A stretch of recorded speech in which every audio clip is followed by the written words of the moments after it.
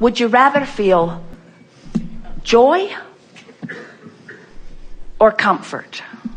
Joy. That's good. Can you experience joy and comfort? Yes.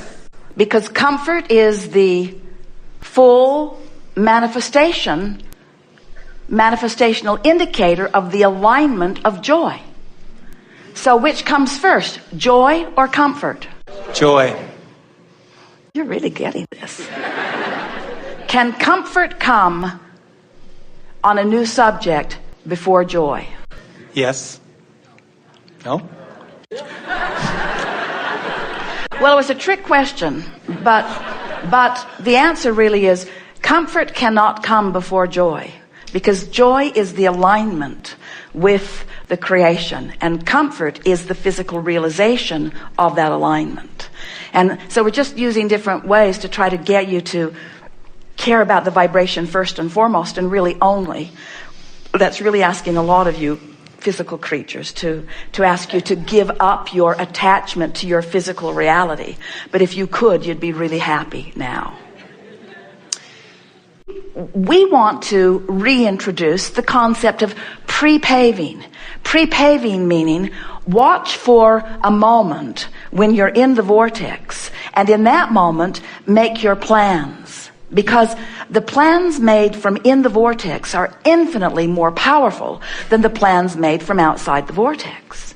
If we were sitting to meditate and and it was difficult, we'd say wrong time. It's equivalent to planning a better breakfast while you're eating one that disappoints you. In other words, if it's hard, you're barking up the wrong tree. Stop it. In other words, you might as well just go beat someone up. Well, you know what we're talking about. In other words, the struggle doesn't help anything. So when you say it's hard, we say then stop it. Anytime you say this is hard, now most people would say, oh, push through, and you'll make it through the struggle. But that's not what happens. What happens is sooner or later you have to sleep. Sooner or later you can't hold that focus. Sooner or later some sweet person is going to smile at you and you're going to feel an in the vortex moment. In other words, don't try to make it happen when it's not happening easily. Back off. And you knew that when you were children. When Dad was in a bad mood, that's not when you ask for the car. You knew better. When he was in a bad mood, you stayed clear. You made yourself invisible. Didn't you? Esther's sister Jeannie used to say about Esther, Esther would just sort of blunder in innocently. And Jeannie would say, can't you tell that this isn't a good time? Can't you tell that it's not a good time? In other words, you know that. And so the same thing is true with this. Don't try to force, because remember, what you've got going on vibrationally is what you've got going on vibrationally. And that's what law of attraction is dishing up for you. And if what it's dishing up isn't pleasing you, then you want to diffuse it. And the way you diffuse it is by releasing it, not by digging in your heels and try to make it happen more. Yeah. That was what we were demonstrating as we were mocking our own cards today. So this conversation is about trying too hard. And this is what this conversation is about trying too hard. It's about trying to make something happen from a vibration that isn't cooperating. It's trying too hard. And so then you offered the conversation about you were in a real vibrational struggle. In fact, it was such, we're talking about when you were 17, yeah. It was such that there was no way out as far as you could identify it. You could not identify a way out, but you wanted with everything that you were a way out. And so you'd launched it into the vortex. The way out was there. The way out was the releasing of resistance, but you couldn't see it because you were so engulfed in the struggle that you couldn't see it. And so here's the point that we're wanting to make with all of you, and you will enjoy this as you hear it. So when you know what you don't want, you launch a rocket about what you do want. But if you're really involved in what you don't want, blogging about it, having conversations about it, going to chat rooms about it, talking to friends about it, or just thinking about it in your own mind, then you're not going to the improved place. And so don't worry, it will get bigger. And as it gets bigger, so does this get bigger. As what you don't want gets bigger, what you do want gets bigger. So the stakes get higher and higher and higher, because the more you know what you don't want, the more you know what you do want. But the more you've practiced knowing what you don't want, then the more uncomfortable what you do want is. Have you ever said, I wish I didn't want that, I felt better before I did? Because before I wanted it, I didn't notice not having it. And now I want it, it's painful not to have it. And so the stakes get higher and higher and higher and higher until eventually there is in other words, here is a truth that people have discovered. It goes like this. If my desire is strong enough, it can override my beliefs. If my desire is strong enough, it can override my beliefs. That's what happened to you. Mm-hmm. Your desire was strong enough and it overrode your beliefs. But it's a very rough ride. So what we're asking all of you is, how much pain are you willing to endure between the I know what I don't want and I know what I do want? In other words, if we were standing in your physical shoes, we'd know what we don't want and we'd know what we do want, and we'd talk about what we do want until we got it. And then we'd know what we don't want, and then we'd know what we do want, and then we'd talk about what we do want until we got it. In other words, we would not try to pay any big price of struggle, because it doesn't make any difference. There are many ways to evolve in this experience. You can focus on what you don't want, which causes your inner being to focus on what you do want, and then you can focus further on what you don't want, which causes your inner being to focus upon what you do want, and you can focus still further on what you don't want, which causes your inner being to focus on what you do want, until you can't maintain your existence in this body, and then you'll release, and the vortex will take you in, and in one fell swoop you will reclaim all that you've created. That's one way of going about it. It's a very drastic, dramatic, perfectly acceptable, not a thing wrong with it, except it's miserable way to go about it. Or you can know what you don't want. Your inner being knows what you do want. You can want to feel good. You can have tasted the sweetness of alignment, and you can be willing to feel good regardless of what other people are thinking or saying about it. And you can reach for the thought that feels best and come into alignment, and then you can know what you don't want and know what you do want, and come into alignment and know what you don't want and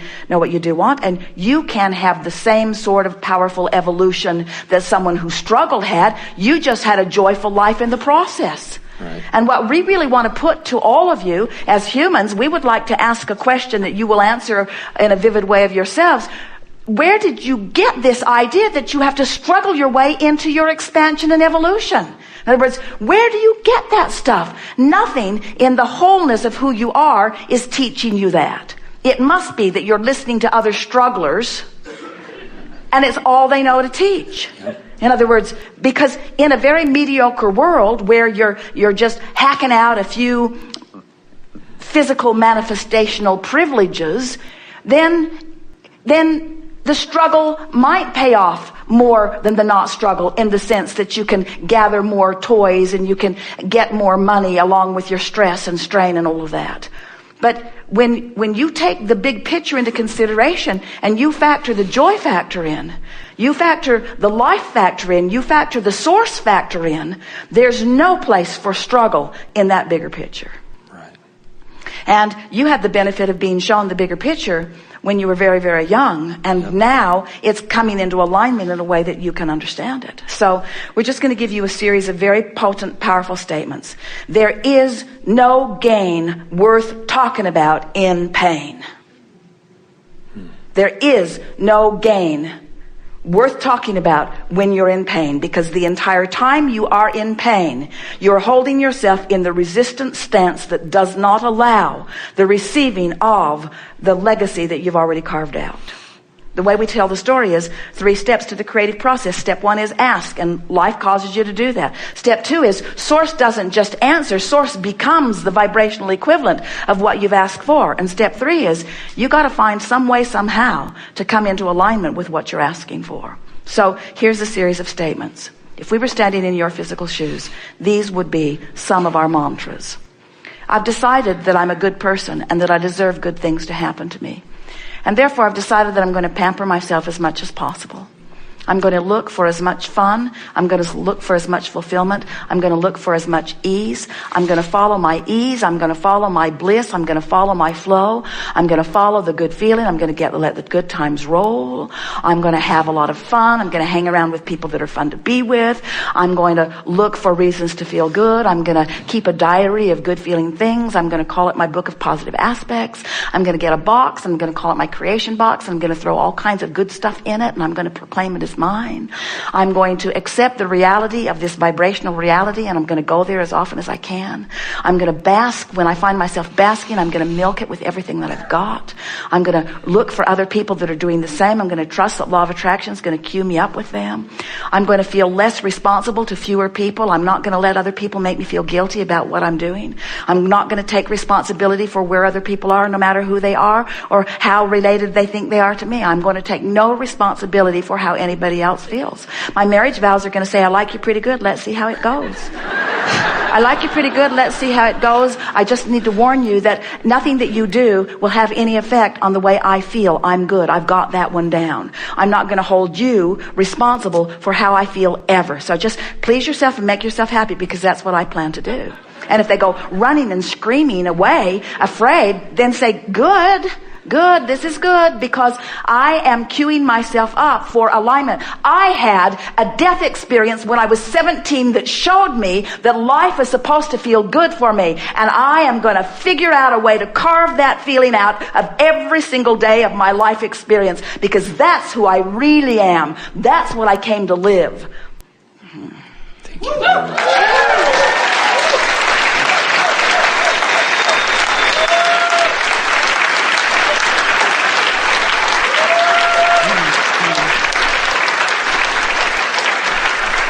So struggle is off. It's off the beam, and hard is off the beam.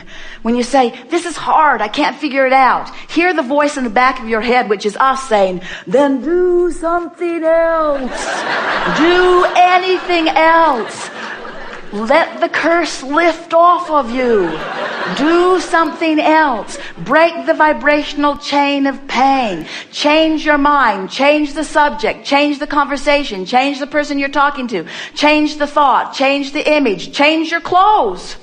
Change something. Do anything you can think of that's different than what you're doing until the vibration shifts. Good. Now what?